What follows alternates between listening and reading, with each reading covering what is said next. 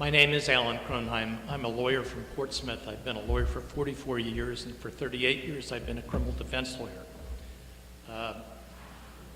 It's based on my experience as a criminal defense lawyer, having done court-appointed homicides and a death penalty case, and arguing a death penalty case in the New Hampshire Supreme Court, that I support this legislation. Last week, there was a national conference in Phoenix about wrongful convictions touching on eyewitness identification issues and false and unreliable confessions. My concern is that when we hear information about other places, we think that somehow it does not touch us here in New Hampshire, or it could not happen in New Hampshire. So I'm going to talk with you about two of my cases. This is Pam Griffith. The police reports in her case talk about the three individuals who identified her as the handgun robber of a Kentucky Fried Chicken in Salem.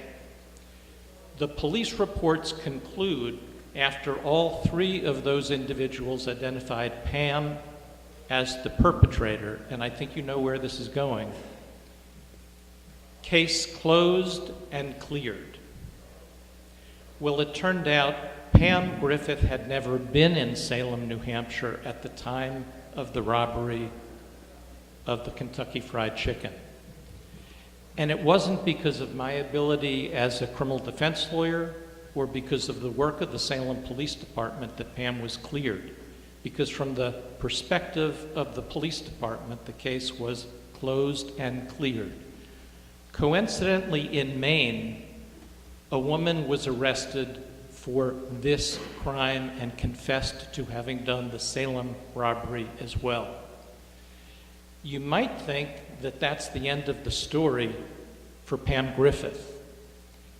It is, but it's not the beginning of the story, because prior to the time she was wrongly charged with this robbery in Salem, she had been wrongly charged with a robbery in North Conway and spent 93 days in jail until, once again, the mistaken identification was found and corrected. So this is her daughter, Tiffany, who she spent months away from as a consequence of mistaken ID. In the death penalty case that I did, it was based on a supposed reliable confession. Prior to the time we went to trial, we filed a motion to have the statute that was in place at the time of the crime declared unconstitutional, because people who were charged with a death penalty case could avoid the death penalty if they chose to plead guilty based on the statute as it was constructed. We chose to appeal to the Supreme Court in advance of trial because we well understood that a death-qualified jury would potentially impact the verdict in our case. Many of you I know, Representative Cushing as well, are opposed to the death penalty. You are qualified to sit here as legislators, but you would not be qualified to sit in your home county to sit on a jury that's a death-qualified jury if you have those appeals. So to the view of those that think that the death penalty is a sense of the community, I'll use a bad example. If there was an election that was just independents and Republicans, your 3 minutes are up. Or an election that was just independents and Democrats, you know where it would be. Our client, I'll just tell you, was acquitted because he confessed to driving a car that was in police impound.